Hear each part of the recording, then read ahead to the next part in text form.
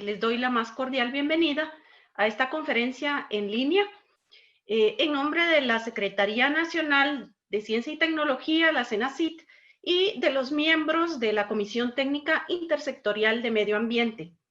Asimismo, doy la bienvenida a nuestra conferencista, la maestra Sharon Mantolen, a quien le pido que entre a la sala, por favor. Mucho gusto. Gracias, buenas tardes. Buenas tardes. Bienvenida. Gracias. Sharon nos hace la pregunta, COVID-19, recuperación ambiental. De veras agradecemos el haber aceptado esta invitación de la Comisión de Medio Ambiente y de la CENACYT para compartir con nosotros tus conocimientos, las experiencias de tu trabajo y tus opiniones. Así que antes de darte la palabra, quiero darle a conocer al público un poco sobre tu hoja de vida, tu trabajo profesional. Sí, estamos de acuerdo. Muy bien. Sharon es licenciada en biología, graduada de la Universidad de San Carlos. Tiene un posgrado en investigación científica también obtenido de la misma Universidad de San Carlos. Es maestra en hidrología y gestión de recursos hídricos de la Universidad de Alcalá de Henares de España y un diplomado en manejo y gestión integral de cuencas obtenido en Catia, Costa Rica. Tiene una experiencia laboral de más de 10 años en instituciones de administración pública como CONAP, INAV y actualmente está en AMSA.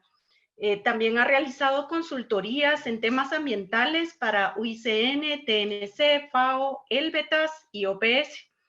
En el área de investigación ha desarrollado estudios sobre la calidad del agua de ríos y lagos en diferentes regiones del país usando indicadores biológicos.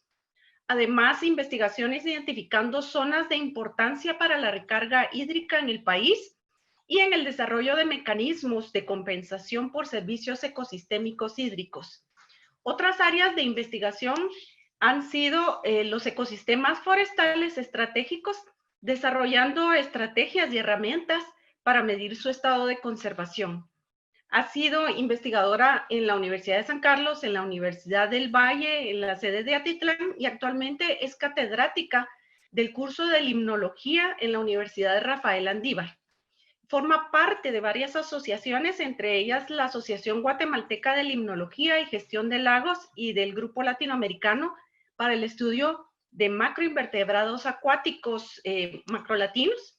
Es miembro de la Red Nacional de Investigadores de CENACYT y de la Organización Mundial de Mujeres en Ciencia, entre otros. Así que antes de dejarla en el uso de la palabra, solo quiero indicarles la dinámica que vamos a llevar para la actividad, y es la siguiente. Primero, Sharon dará su conferencia. Durante la misma, ustedes pueden ir haciendo las preguntas en el chat y tendremos un periodo de 10 a 15 minutos después de la conferencia para que su servidora, Carolina Rosales, a sus órdenes, lea las preguntas a Sharon y ella las irá respondiendo. Entonces, iniciamos agradeciéndote nuevamente, Sharon, y estás en el uso de la palabra. Muchas gracias, Carolina. Primero, agradecer a CENACYT por el espacio que nos brindan, ¿verdad? Y también agradecer a las personas que nos están viendo, que se conectaron y que nos están dedicando un poco de tiempo para hablar de ambiente, ¿verdad? Y de la situación actual. Entonces, pues muchas gracias. Un poco la idea de hoy es hablar acerca de la pandemia, de las cosas que hemos estado viendo que han sucedido en el ambiente y poner un poco en perspectiva qué es lo que podemos esperar a futuro y qué son como los cambios que podríamos implementar para que realmente la recuperación ambiental que estamos viendo en algunas partes, pues no sea una cosa de un momento, sino que sea algo más a largo plazo. Entonces, para iniciar, pues estas son como las preguntas clave, ¿verdad? El ser o no ser de la conferencia es, bueno, ¿hay recuperación ambiental realmente con la pandemia? Y si la COVID-19 es el camino hacia un nuevo paradigma socioambiental, que son estos cambios que yo mencionaba, si es que, ¿qué podemos hacer, verdad? Entonces, un poco, yo creo que varios ya han visto como varias noticias y ya ha pasado como un poco de tiempo desde que se dio el inicio de la crisis por el COVID. Y pues hemos visto diferentes noticias a lo largo del mundo de cómo el confinamiento ha modificado la situación ambiental. Entonces, hemos logrado ver, creo que se trabó un poco la...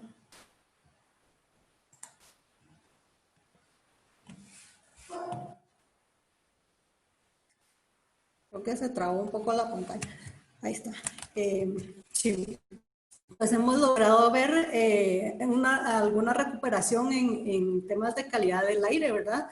Vimos noticias de cómo en China, si nosotros vemos esta figura de acá, cómo estaba a principios de enero, cómo fue evolucionando el tema de calidad de aire con contaminaciones muy, muy altas.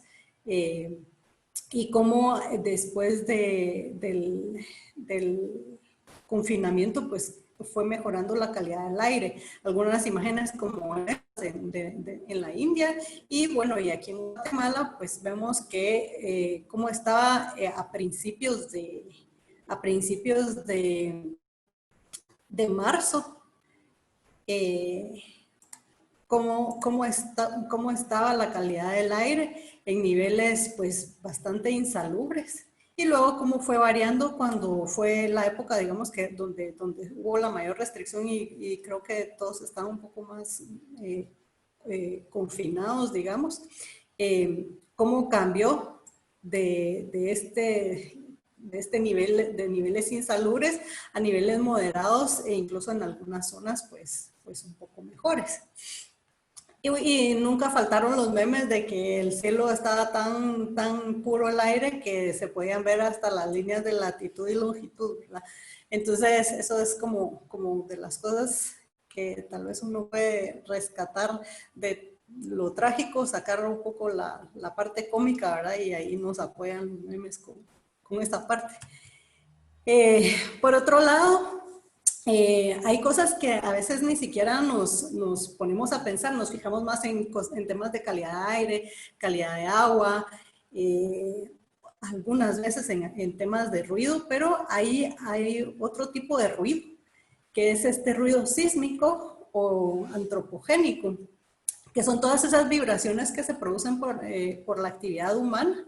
Y vemos algunas gráficas, estas de la Universidad Nacional de Costa Rica, de cómo fue variando ese ruido sísmico, digamos, esas vibraciones. Aquí fue un día de confinamiento total, cayeron totalmente las vibraciones producto de la actividad humana y se fueron reduciendo según pues, las disposiciones de restricción de movilidad y un poco de quedarse en casa, ¿no? Lo mismo vemos en España, ¿verdad? Cómo a partir de que empieza el confinamiento, pues el ruido sísmico se va disminuyendo y los mayores picos pues también corresponden a los fines de semana, ¿verdad? Cuando la gente estaba totalmente encerrada en sus casas. Entonces, esta es una parte de este ruido sísmico y aparte el ruido, digamos, que es y al que corresponde a la contaminación acústica. Entonces, ahí también, pues, pudimos notar una variación bastante grande, más que todo a nivel de las ciudades, ¿verdad? Donde todo este ruido, pues a veces ni siquiera de los camiones, de los carros, de la actividad diaria, pues no nos permite pues escuchar las aves, o a veces en la noche yo tenía como un montón de tiempo de no oír grillos, y cuando fue esto del encierro un poco más estricto, pues se escuchaba, uno, se escuchaba el silencio, porque había silencio, y dos, pues se escuchaban pues otros sonidos de la naturaleza que pues de otra manera vienen a estar opacados por las actividades diarias, ¿verdad? Por otro lado, pues no faltaban las imágenes de que como disminuyó la actividad humana, pues varios de los animales, más que todo en áreas que están más pegadas a áreas silvestres, ¿verdad? Los animales pues se sentían mucho más confiados y salieron a las ciudades ahí a explorar.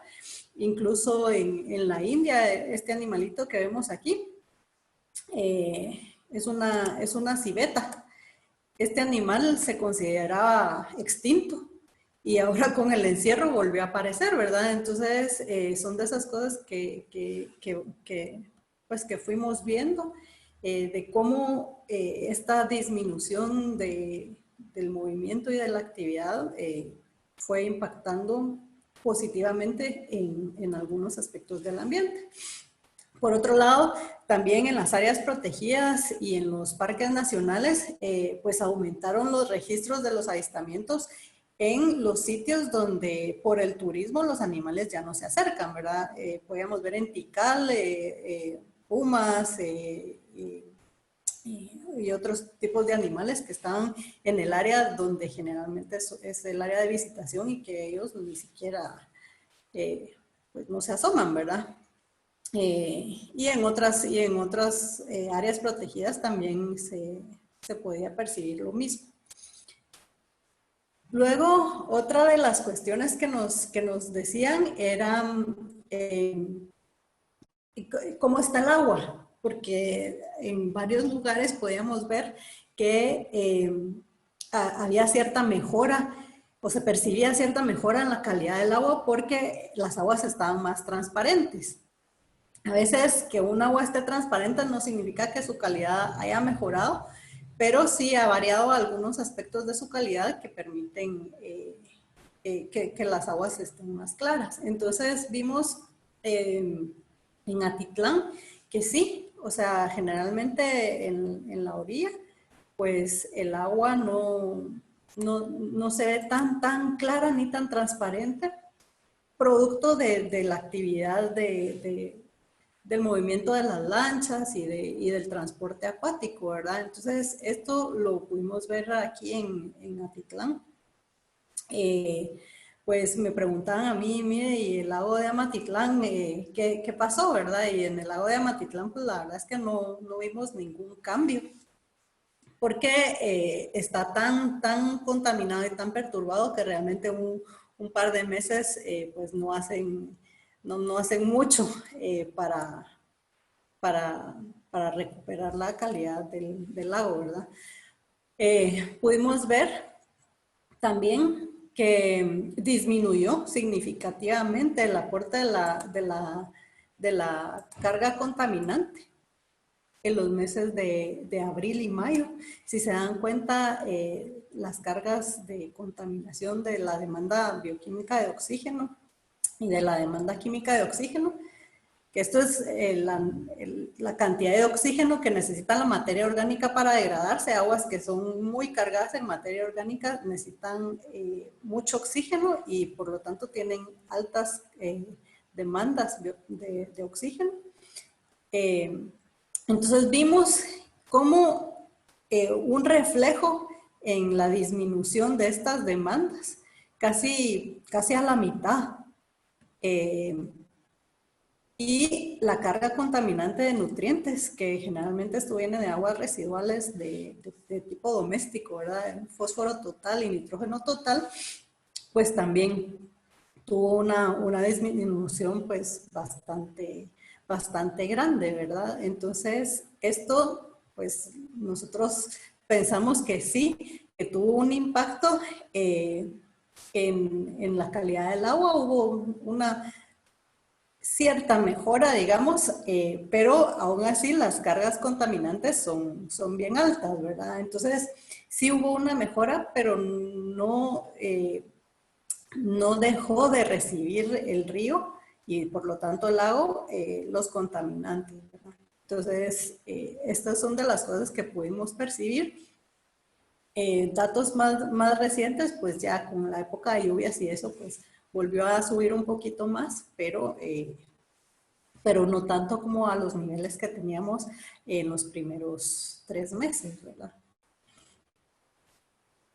Bueno, y entonces vemos la parte tan bonita de que los animales regresan a las áreas, que andan ahí libres, que hay una cierta mejora en la calidad del agua, cierta mejora en la calidad del aire, pero lastimosamente, pues no todo es color de rosa, ¿verdad? Y podemos ver que si bien hubo una mejora en la calidad del aire, las emisiones de dióxido de carbono únicamente bajaron en un 5.5%. Claro que eso es un montón más de lo que han bajado desde el 2008, que fue la crisis económica, ¿verdad? Eh, eh, Bajó solo un 5.5%, lo suficiente como para percibir un impacto en la calidad del aire, pero las emisiones siguen, ¿verdad? Y entonces, si el mundo está encerrado, ¿de dónde vienen todas esas emisiones de gases de efecto invernadero o de dióxido de carbono? Y lo que sucede es que, claro, hubo una reducción de ciertas actividades, pero hubo actividades industriales que se mantuvieron y que son las que generan estas emisiones. Y por otro lado, también uno en sus casas, pues igual usa la luz, usa aparatos en algunos lados de calefacción, etcétera. Entonces, pues, no es tantísimo, digamos, ¿verdad? Eso es por un lado, viendo lo del aire. Luego, pues también hubo un aumento en la basura plástica. Desechos médicos hospitalarios aumentaron 6 veces más desde el inicio de la crisis en algunos países, ¿verdad? Y empiezan a verse ya todo este tipo de desechos de mascarillas, guantes y de todo ya pues en los cuerpos de agua y que llegan hasta el mar, ¿verdad? Entonces hubo un tipo de contaminación que antes era un poco menor, ahora pues ya tiene un impacto bastante serio. Por otro lado, está el retorno al uso de bolsas plásticas porque la gente tiene la percepción de que son más seguras por temas de higiene, que son más fáciles de limpiar o que me deshago de ella rápido y entonces ya no tengo oportunidad o tanto contacto o posibilidad de tener contacto con el virus. Entonces es más fácil si yo de una vez lo desecho y lo tiro que llevarme una bolsa de tela o cualquier otra cosa. Y la otra cosa es también el cambio de modalidad del tema de restaurantes y de comida, que la comida se vuelve solo para llevar, entonces necesitan empaques, y necesitan empaques que sean seguros, que sean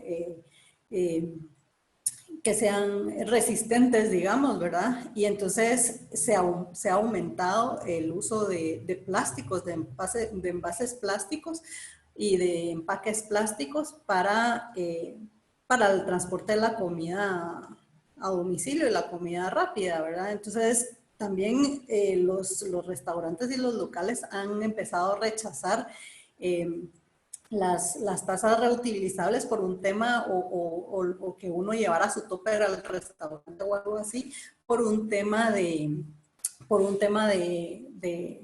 salud, digamos, ¿verdad? Para evitar contagio y contacto con material que pues no tienen certeza de si está bien limpio o no, ¿verdad? Entonces, todo esto ha aumentado el tema de la basura. Por otro lado, también el aumento de productos químicos en el agua, ¿verdad? La crisis ha llevado, digamos, a utilizar indiscriminadamente desinfectantes de todo tipo, alcohol, cloro, amonio cuaternario y otro montón de productos químicos. Sin ningún criterio, ¿verdad? Vemos que hay túneles de desinfección a camiones y realmente pues eso no es una forma de tratar o de abordar o de combatir la pandemia, ¿verdad? Sino son otras las prácticas que se deben hacer y se ha probado que esto de los túneles de desinfección y de todo eso, pues al final no funcionan, digamos. Y solo están ingresando más contaminantes químicos, digamos, al ambiente, ¿verdad? Por otro lado, el uso excesivo de cloro, al tener contacto con otros químicos en el agua, digamos, otros compuestos químicos en el agua, con materia orgánica o de algún otro origen, puede formar cloramidas que son bastante tóxicas, que son carcinogénicas incluso y que tienen un impacto en la vida acuática pues bien grande, ¿verdad? Igual que el amonio cuaternario, al entrar en contacto con el agua, el amonio se disuelve, digamos, ¿verdad? Y pues las altas cargas de amonio tienen un impacto en la naturaleza bien fuerte. Hay organismos que son muy sensibles a la presencia de amonio y pues puede haber en cierta forma pérdida de la diversidad biológica. Por otro lado, sí, vemos que los animales muy confiados andan saliendo y todo, pero vemos que también el confinamiento y la poca movilidad y las restricciones, pues han dejado un poco de lado el tema de la vigilancia ambiental en áreas protegidas y ha incrementado la caza furtiva, la depredación, las talas ilícitas, ¿verdad? El comercio ilegal de especies, tanto de flora como de fauna. Pues la gente ha aprovechado que esta falta o esta disminución de vigilancia y pues se han visto impactados las áreas protegidas y la flora y la fauna silvestre. Entonces, por otro lado, tenemos este reto, ¿verdad?, de salud versus economía y que sí, que la economía ha sido bastante afectada y que digamos que en ese ánimo de recuperar el ritmo económico y de alcanzar un nivel productivo y tal vez no verse la economía tan impactada, pues esto puede producir algunos picos cuando se reabren las actividades, unos picos en el consumo de bienes y servicios que al final va a resultar en un repunte de las emisiones de gases de efecto invernadero, que incluso puede ser hasta mayor de lo que se logró reducir durante el confinamiento, ¿verdad? Entonces, esos son como de los riesgos y los retos que nos vamos a estar enfrentando ahora. Por otro lado, toda esta reactividad, toda esta necesidad de consumo y de picos de consumo de bienes y servicios, pues obviamente va a generar una mayor presión sobre los ecosistemas. Y sí, es cierto, hemos visto que la naturaleza es resiliente y es capaz de recuperarse, pero ya tenemos un ejemplo, ¿verdad? Aquí vamos todavía un poco retrasados en el tema del pico de la pandemia y todavía no es como viable pensar en una reapertura como en otros países. Sin embargo, en los lugares donde ya la gente pues ha estado más, ya ha salido del confinamiento, van a las playas y la costumbre no cambia. Entonces, aunque se haya visto esa recuperación y aunque la gente lo vea muy lindo, que sí, las playas sin basura y tal, pues pues vemos como estas situaciones, ¿verdad? Y me llama un poco la atención el titular de la noticia, porque pues, bañistas olvidan 18 toneladas de basura, es como, ay, de casualidad. Realmente, entonces, pues como que no aprendimos nada, ¿verdad? Y como que todavía no hemos caído en la cuenta de qué es el impacto que estamos generando realmente nosotros en el ambiente, y que al final lo de la pandemia es una situación que es culpa de esto, ¿verdad? De la poca conciencia ambiental y de la poca eh, con el ambiente, ¿verdad? Eh, entonces, ya viendo todo esto que vimos de la recuperación breve ambiental, ¿verdad? Y de lo que nos viene ahora después de la pandemia, ¿verdad? Este posible pico y repunte de actividades económicas. Estamos viendo otra vez que la gente igual sigue con sus mismas costumbres. Entonces es de cuestionarnos si realmente la pandemia es un camino hacia un nuevo paradigma socioambiental, si vamos a lograr la sostenibilidad ambiental, pero ya y en serio, ¿verdad? O hacia dónde tendríamos que ir y dirigirnos para recuperar el ambiente y disminuir también nuestro riesgo a que pandemias como la COVID y SARS y todo lo que ha MERS y ébola y tal, pues se den con más frecuencia, ¿verdad? Entonces, un poco pensando en qué es un paradigma. Aquí yo me voy a referir a un paradigma social, ¿verdad? Porque aparte son los paradigmas científicos y esa es como otra historia. Entonces, son como, se refiere más a un tema de cosmovisión, y son todas esas experiencias, creencias y valores que repercuten y condicionan el modo en que una persona ve la realidad y actúa en función de ello. No solo es como una persona ve la realidad, sino como como una comunidad, o sea, no solo a nivel individual, sino a nivel comunitario, cómo percibimos nuestro mundo, ¿verdad? Nuestro alrededor, y cómo actuamos conforme a las cosas que percibimos. Entonces, es cabal justo cómo es que entendemos el mundo. Entonces, una vez habiendo definido esto,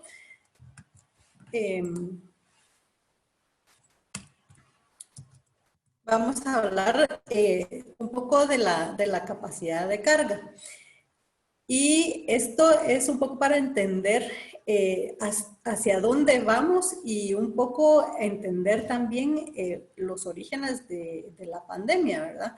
Entonces, tenemos que la capacidad de carga es como hasta dónde puede aguantar la Tierra, digamos, ¿verdad? Y hasta dónde la Tierra puede sostener a la población, digamos, bajo ciertas condiciones, ¿verdad? Entonces vemos que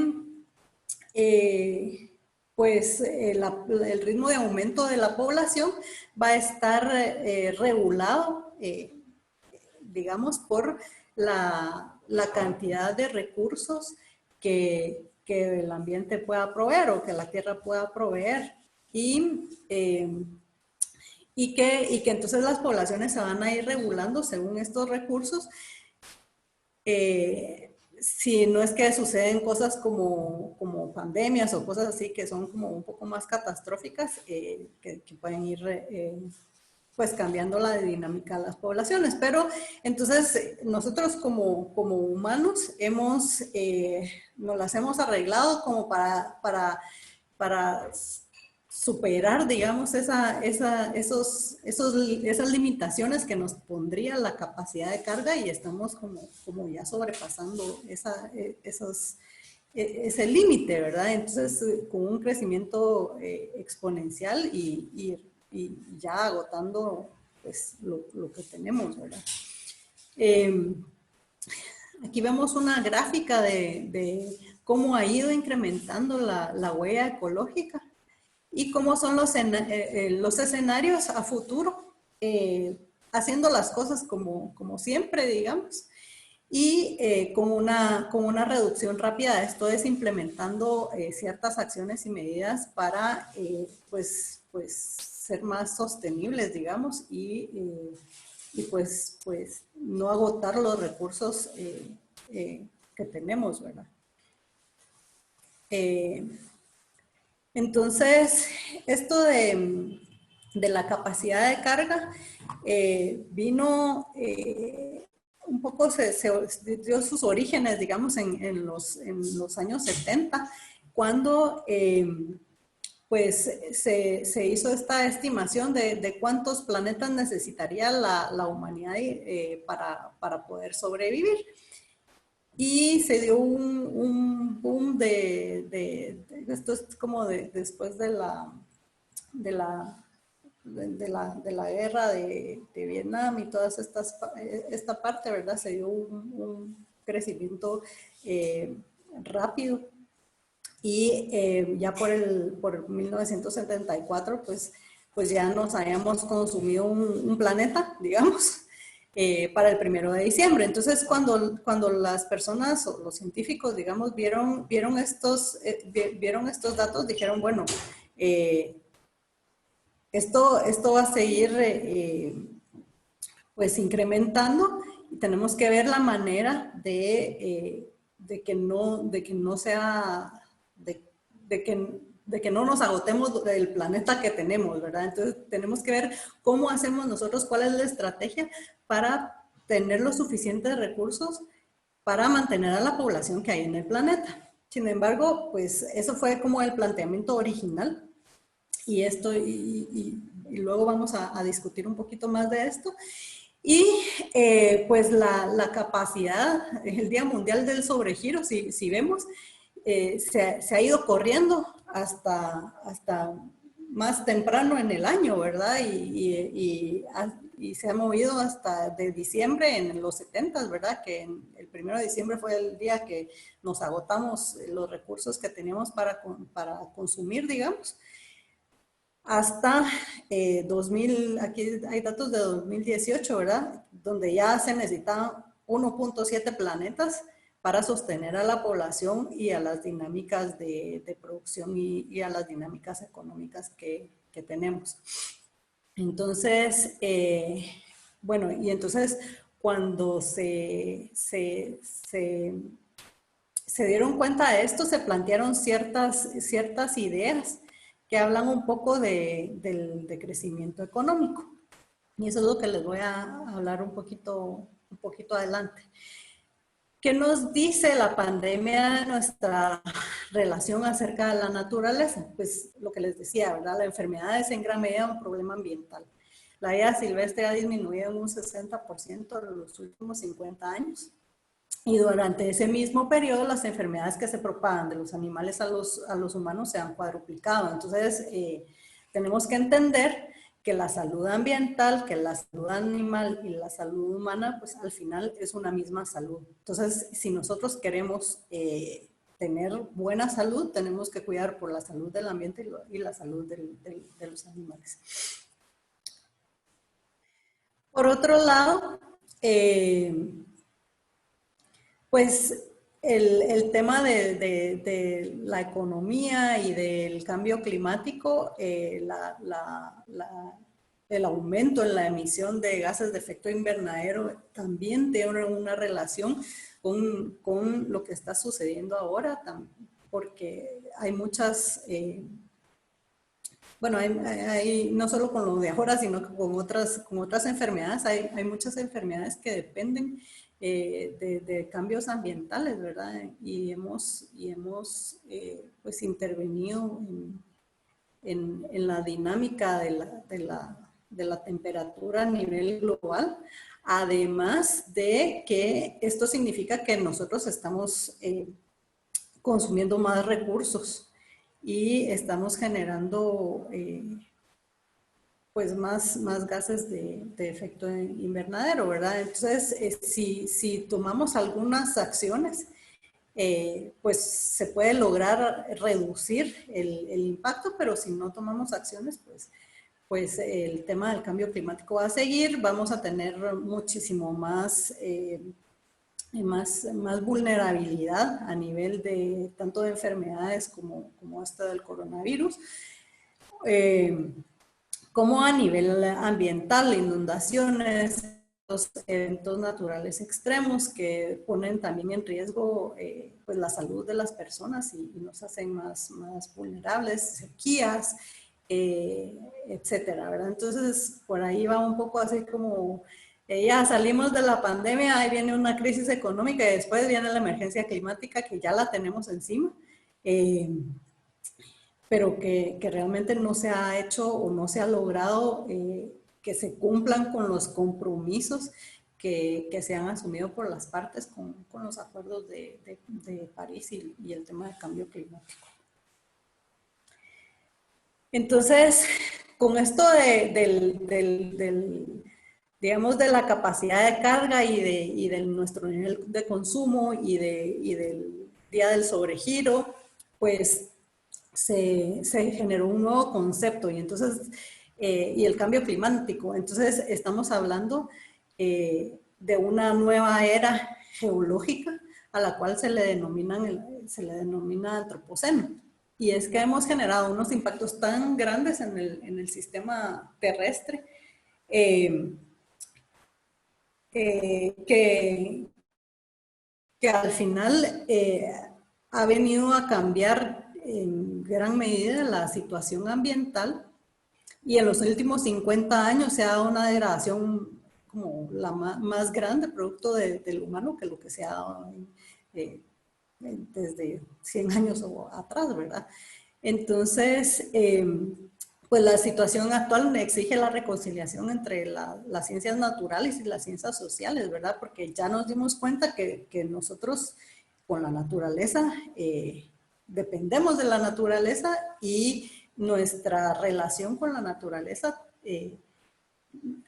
va a afectar, va a venirnos a afectar de regreso, digamos, ¿verdad? Entonces se necesita abordar esto desde una perspectiva holística, multidisciplinaria, multidimensional, que incluya esta conciliación, digamos, entre las ciencias sociales y las ciencias naturales.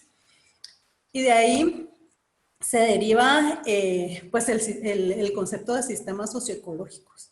Y es justo lo que les mencionaba, ¿verdad? Que nosotros tenemos una relación, una relación de dependencia con el ambiente y tenemos que ver cómo logramos conciliar todas las cosas que hacemos, ¿verdad? Para tener esos servicios que nos dan los ecosistemas y entender que la naturaleza no es un ente aislado de la sociedad, ¿verdad? Que esta relación entre naturaleza y sociedad es como la clave para diseñar estrategias sostenibles donde nosotros podamos maximizar la provisión de los ecosistemas y de los servicios ecosistémicos y minimicemos el impacto, ¿verdad? Que hacemos, ¿verdad? La idea es tener una sostenibilidad un poco más a largo plazo, ¿verdad? Y este enfoque, digamos, no solo se debe centrar en los componentes del ecosistema, sino en las relaciones y en las interacciones que hay entre uno y otro. Y si se recuerdan de la gráfica esta del Día Mundial del Sobregiro y que les mencioné un poco del decrecimiento, pues esta corriente de pensamiento inició en estos años cuando se vio esto de ya nos estamos gastando más que un planeta, ¿verdad? Entonces se plantea esto donde dicen, bueno, el reto es vivir mejor con menos.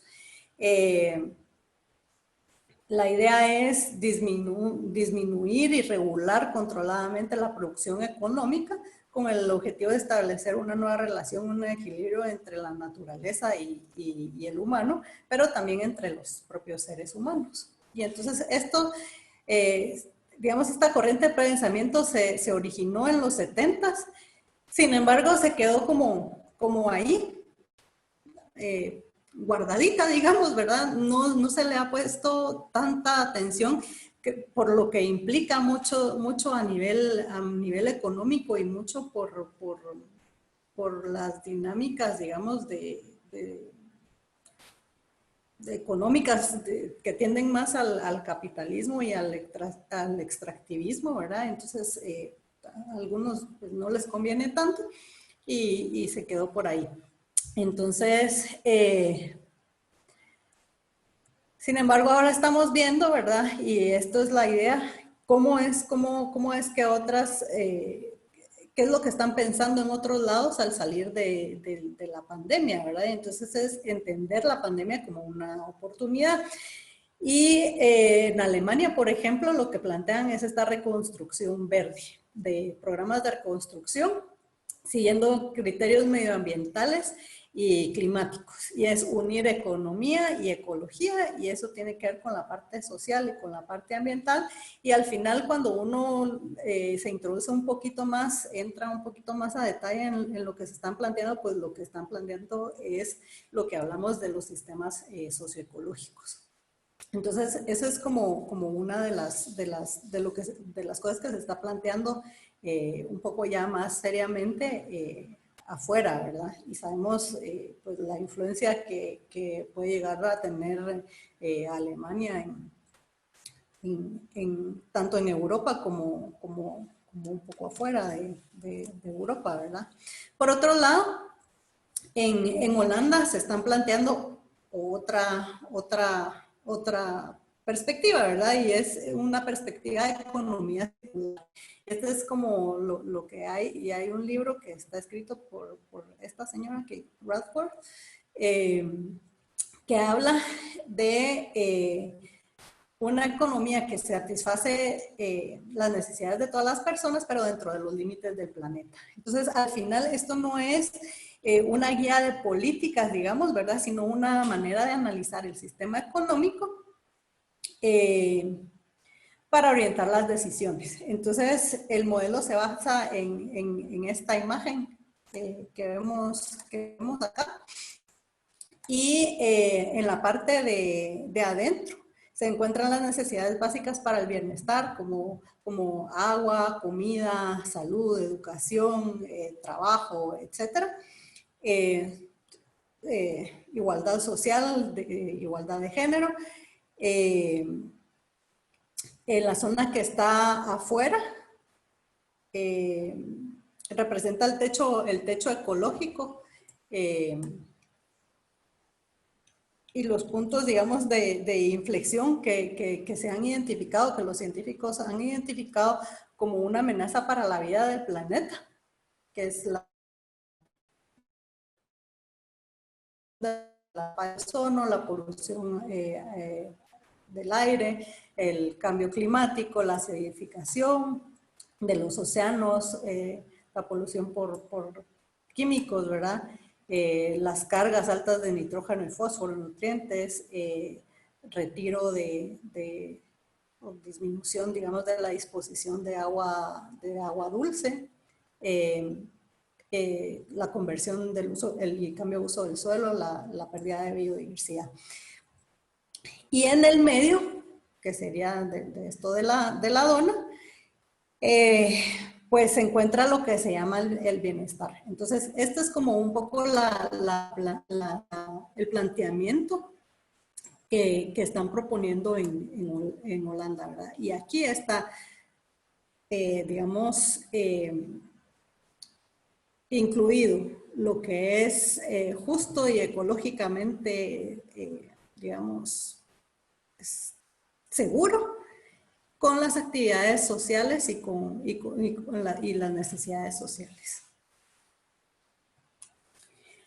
Por otro lado, estamos viendo también que hay personas que dicen, bueno, no es tanto enfocarse con la economía circular, sino también cambiar algunas de las cosas que inducen al consumo. Entonces, por ejemplo, de erradicación de la obsolescencia programada, que esto es como el tiempo de vida que tienen los aparatos, que sabemos que ahora son de tiempos de vida más cortos y por lo tanto hay que estarlos cambiando, y también como las dinámicas de consumo y de ventas lo obligan a uno a ir cambiando, por ejemplo, de celular frecuentemente, porque les ponen nuevas aplicaciones o les ponen nuevas cuestiones que ya no funcionan en los teléfonos viejos y cosas así. Entonces, pues es incrementar o erradicar la obsolescencia programada, incrementar los tiempos de vida de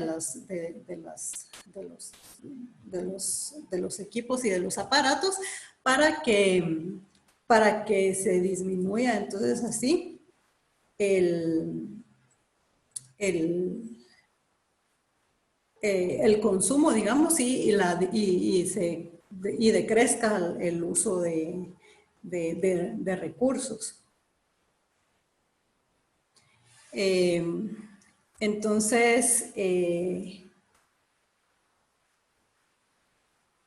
pues eso, ¿verdad? Son estos algunos de los planteamientos que estamos viendo.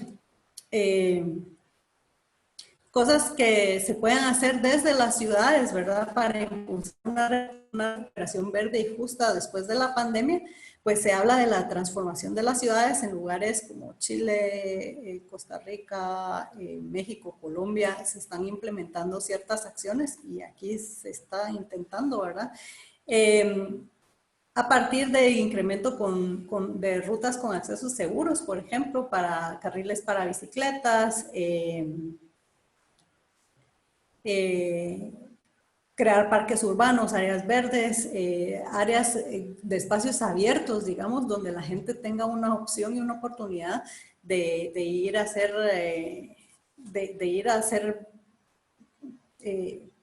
pues esta vida que en áreas y espacios abiertos, ¿verdad? De recrearse, y que los centros de recreación no sean los centros comerciales donde hay cierta, está uno encerrado, menos espacio, más probabilidad de riesgo a contagio, etcétera, etcétera, ¿verdad? Entonces, incentivar esta creación de parques urbanos y áreas verdes, también incentivos para el teletrabajo, para disminuir la movilidad de las personas y disminuir también el tema de las emisiones y lo de los gases de efecto invernadero.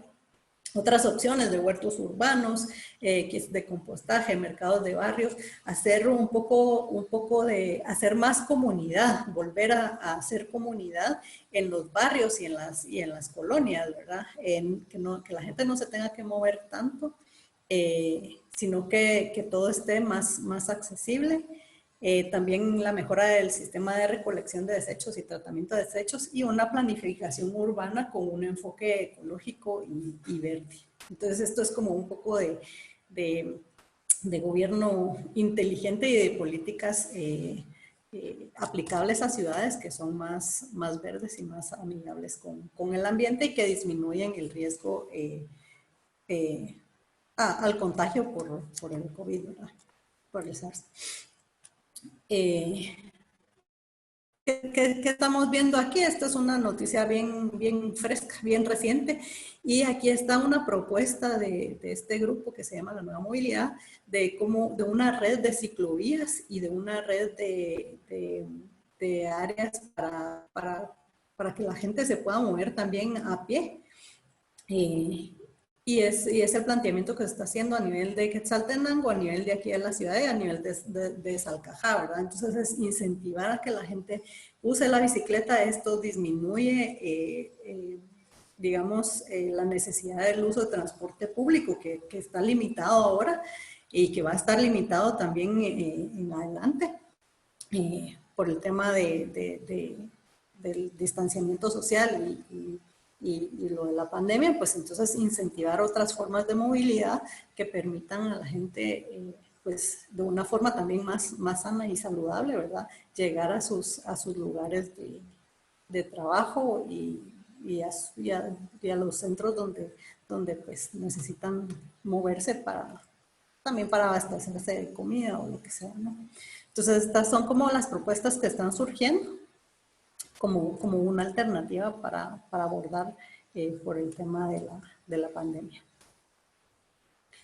Y luego, pues también viene un manifiesto para el cambio económico post-crisis. Esto fue escrito por 170 científicos holandeses y a lo que llegaron fue a la conclusión, y esto salió recientemente, y a lo que llegaron fue a estas cinco premisas, digamos, ¿verdad? Pasar de economía enfocada en crecimiento a diferenciar entre sectores, construir una estructura basada en redistribución, transformar la agricultura hacia una regenerativa, reducir el consumo y los viajes, etcétera, etcétera. Y al final, todo esto que ustedes pueden ver aquí, pues viene a ser lo mismo que plantea la corriente de lo del decrecimiento económico. Entonces, como que ya estamos retomando así como, sí, ya estaba, bueno, lo vamos a volver a empujar, y eso es como de las oportunidades que tenemos ahora para hacer un cambio, digamos, real, en donde pasemos de la parte gris a una parte más verde y más armónica con el ambiente y con la naturaleza. Esto del decrecimiento sostenible se presenta como un modelo de transición, porque se vendió la idea de desarrollo sostenible. Sin embargo, pues al final el desarrollo sostenible solo se vició de alguna forma y terminó convirtiéndose en una cuestión que no cambió nada en la economía, que se le puso sostenible solo para darle una idea de que era amigable con el ambiente, y muchas de las cosas pues fallaron, ¿verdad? Entonces ahora se habla de un decrecimiento sostenible, que tiene que ver cómo mantenemos la economía en unos niveles ambientalmente tolerables y que se garantice la satisfacción de las necesidades básicas para toda la humanidad de una manera equitativa. Esto es un poco utópico, pero son de las cosas que se están planteando, que se deben como tomar en cuenta y abordar. Y bueno, por último, para que sea un efecto positivo, digamos, que esto realmente sea un cambio, la pandemia sí sea algo que origine un cambio, no basta con solo implementar tecnologías eficientes o verdes, sino adoptar estos nuevos paradigmas de qué es lo que significa la suficiencia, qué es lo que significa también la calidad de vida. Es calidad de vida tener mucho, pero no poder salir a un parque, por ejemplo, ¿verdad? Entonces son de esos cuestionamientos que hay que irse planteando, ¿verdad? Y cómo nosotros vamos a cambiar también nuestros hábitos y nuestros patrones de consumo para poder migrar de estas economías tan dañinas al ambiente a unas que sean más amigables, y donde al final también se pueda garantizar pues un poco de más tiempo para los humanos también en la Tierra, ¿verdad? Y esta es la última reflexión. Esto lo dijo este señor Hagelberg de Naciones Unidas, del Programa Nacional para el Medio Ambiente de Naciones Unidas. Y pues es esto: la pandemia nos brinda la oportunidad de hacer un balance de los riesgos que estamos asumiendo por esta relación tan dañina que tenemos y tan tóxica con el medio ambiente, para aprovechar a reconstruir nuestras economías de una forma más responsable. Y hay que tener en cuenta las amenazas mundiales a fin de construir pues mercados, empresas, países y sistemas globales resilientes, y garantizar un futuro saludable y sostenible para todos. Entonces, yo por ahí me quedo. Aquí termina mi intervención. Entonces, creo que es el espacio de las preguntas. Gracias. A ti muchas gracias, Sharon. La verdad es que en esta última hora hemos aprendido mucho. Para empezar, aprendimos que como humanos no hemos aprendido nada. Tenemos un camino por delante. Hay que cambiar nuestros paradigmas. Estamos a la puerta, como dices tú, de la crisis económica y ambiental y que ojalá sigamos esas oportunidades que están hablando los científicos, que están hablando los políticos. Y hay 3 preguntas que plantean nuestros participantes y una dice, no tiene sentido la reducción de DBO en los meses de abril y mayo por la crisis. Al contrario, las cargas orgánicas en la mayor parte de descargas a cuerpos receptores aumentó por la concentración de personas en domicilios. ¿En qué punto se hacen las tomas de muestra? Esta disminución hace más sentido por la época de invierno que es cíclica en el país.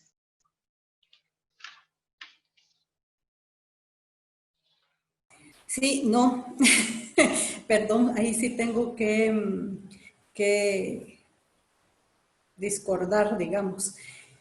Nosotros, este es específico, este dato que presenté es específico para el río Villalobos, es en la parte baja del río Villalobos, digamos, donde ya convergió y donde ya viene todo lo de la cuenca, todos los ríos que abastecen al Villalobos.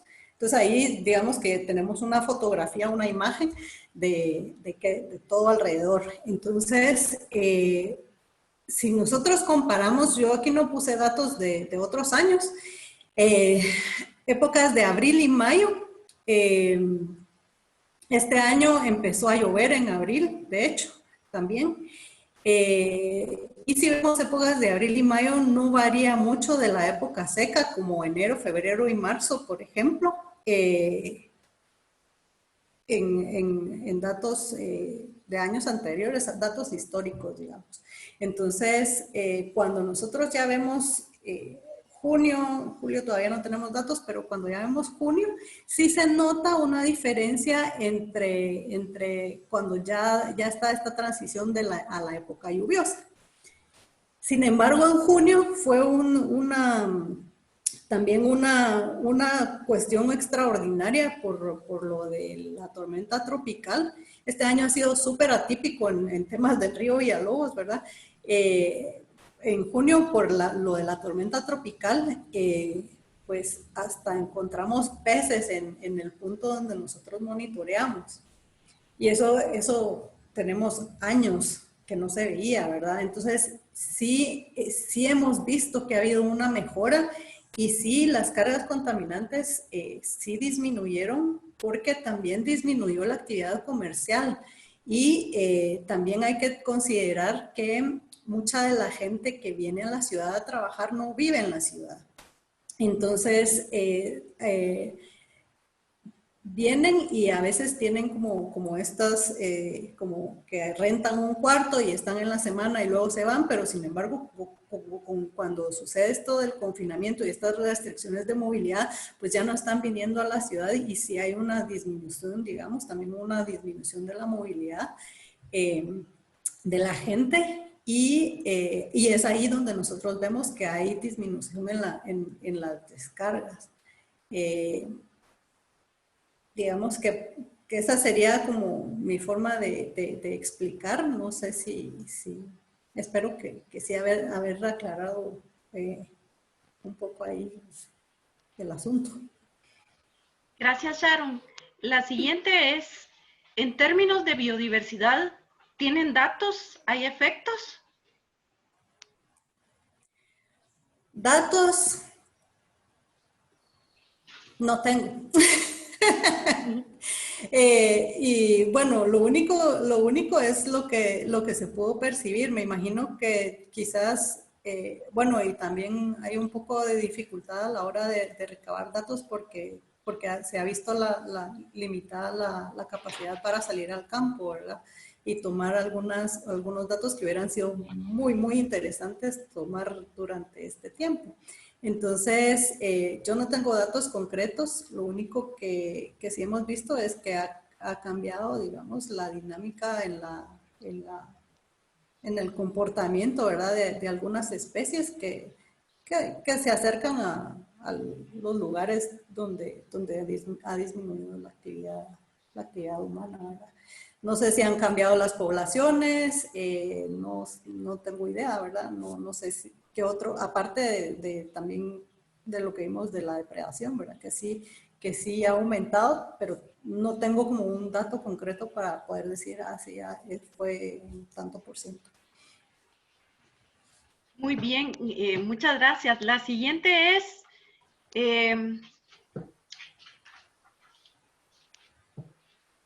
primero felicitaciones y luego si la pandemia es oportunidad en el ámbito político-ambiental.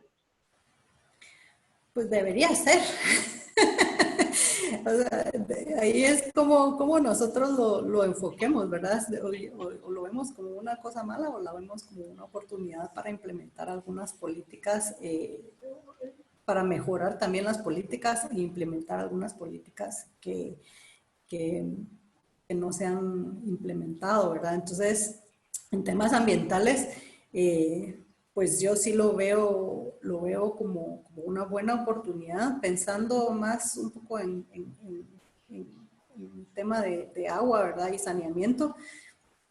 Pues la crisis esta es una crisis sanitaria, en donde el acceso al agua y al saneamiento es básico. Entonces, aquí tenemos una cuenta pendiente, una cuenta bien grande pendiente con agua y saneamiento, y esta crisis nos brinda como una oportunidad para mejorar, digamos, las políticas, e incluso implementar legislación en torno a temas de agua y saneamiento, por ejemplo. Sí, creo que esta pregunta que sigue está relacionada porque dice, ¿cuáles son las acciones que deberíamos tomar de ahora en adelante como individuos? Pero también pensando en las grandes industrias, poseen la mayor responsabilidad en la contaminación ambiental. Perdón,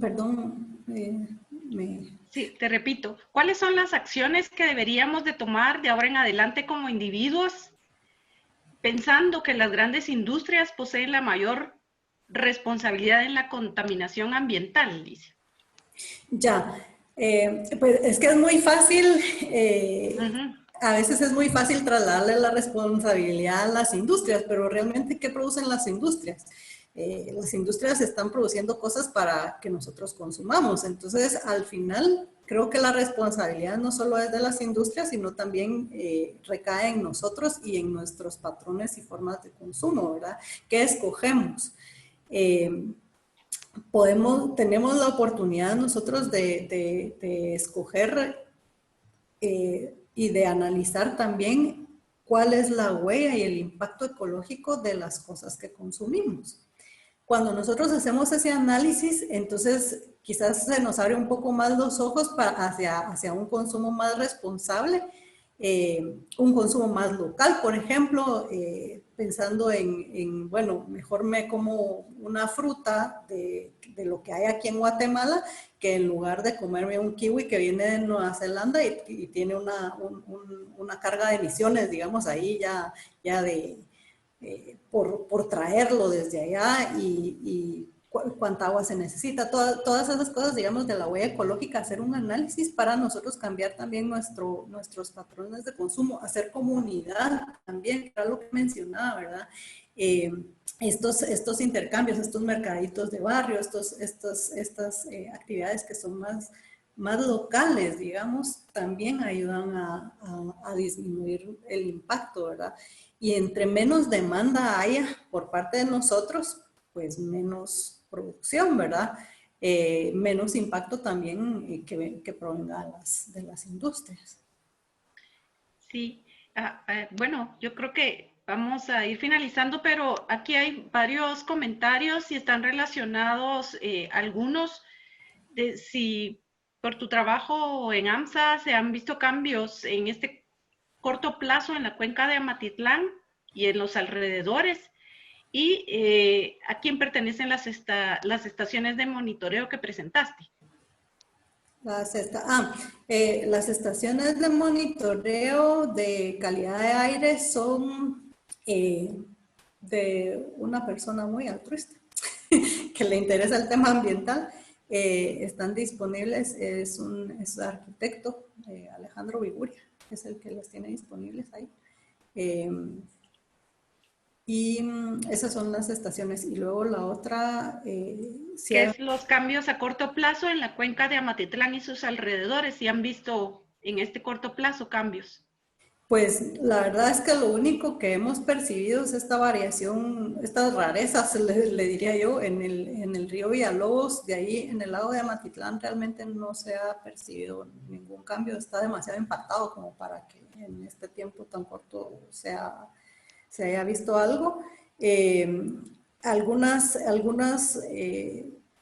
algunas áreas que todavía tienen pues en mediana o mayor cantidad de cobertura forestal, y ahí sí se ha visto lo mismo que en otras áreas, ¿verdad? Un poco el aumento de la actividad de los animalitos que están un poco más tranquilos, ¿verdad? Pero no mucho más. Y finalmente, sería, bueno, que si nos comparamos con otros países, nos llevan muchos años en la implementación de políticas enfocadas a la mejora socioambiental y económica. ¿Qué podemos hacer como Guatemala para dar un giro en nuestra economía, para hacerla más sostenible y enfocada en la justicia social, ya que no logramos salir de donde estamos? ¿Cuál es, como para dejarlo también una reflexión final? Pues realmente esto es como, o sea, lo que nosotros quisiéramos es justo esto, ¿verdad? Ser como tener esa independencia y poder llegar a alcanzar nuestra individualidad en las políticas y en cuestiones que vayan enfocadas más a lo equitativo y a lo justo, también socialmente justo, social y ambientalmente justo, ¿verdad? El problema es que no somos un país aislado, digamos, y tenemos una carga histórica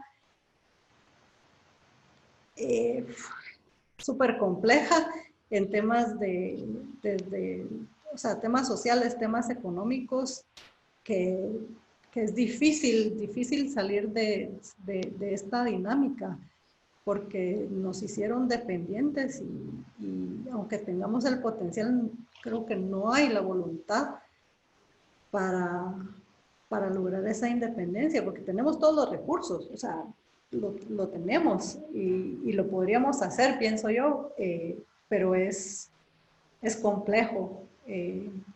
Yo creo que un poco tendría que ver, que venir desde la organización social, ¿verdad? Desde cómo nosotros nos organizamos desde nuestras comunidades, ¿verdad? Para alcanzar, aunque sea en pequeñas áreas, algún cambio, ¿verdad? A nivel país lo veo muy complicado. Ahí sí soy un poco pesimista, pero también yo creo que en la medida en que cambien las dinámicas y las políticas a nivel mundial y en que se vaya empujando esto de la economía verde y de las economías circulares, y eso pues a Guatemala no le va a quedar otra opción que meterse en la dinámica, porque es aquí como o estás o te morís, ¿verdad? Es un poco así el tema de económico. Entonces yo creo que conforme vayan cambiando estas exigencias a nivel mundial, pues Guatemala va a tener que va a tener que dar la talla, ¿verdad? Y si algún día se acaba la corrupción también, ¿verdad? Que eso es otra de las cosas que tampoco nos deja, pues retrocedimos 20 años de un par de años para acá, ¿verdad? Entonces estamos como un poco peor. Pero sí tenemos que participar más como ciudadanos y pues ser agentes de cambio. Así que me voy a unir a la pantalla contigo para agradecerte nuevamente. Sería maravilloso poder brindarte aplausos porque ha sido una conferencia en la que hemos aprendido muchísimo, muy realista, Y en nombre de la CENACIT y de la comisión, te queremos agradecer muchísimo el habernos brindado estos conocimientos, tu tiempo. Pero antes de finalizar, quiero pedirle a los asistentes que se sirvan contestar la encuesta que aparecerá antes de salir de la plataforma, ya que será el documento de validación para poder emitir su constancia de participación. Así que por favor respóndanla. Nuevamente, en nombre de todos, te agradecemos. También quiero agradecer a Erika Castillo, quien nos ha estado apoyando con la plataforma, y esperamos que ustedes y sus familias estén bien. Así que no sé si quisieras agregar algo más, Sharon. Pues reiterar el agradecimiento a CENACIT, a ti, Carolina, y a todos por estar aquí escuchando un poquito y por plantear estas preguntas que también nos llevan a la reflexión, ¿verdad? Ojalá hayan más espacios en donde podamos seguir reflexionando acerca del tema, ¿verdad? Y eso, involucrarnos un poco más activamente para buscar un cambio, ¿verdad? Entonces, muchas gracias. Gracias, Sharon. Muchísimas gracias. Muchas gracias a todos. Pasen ustedes feliz noche y no olviden contestar la encuesta. Nos vemos en otra actividad. Feliz noche.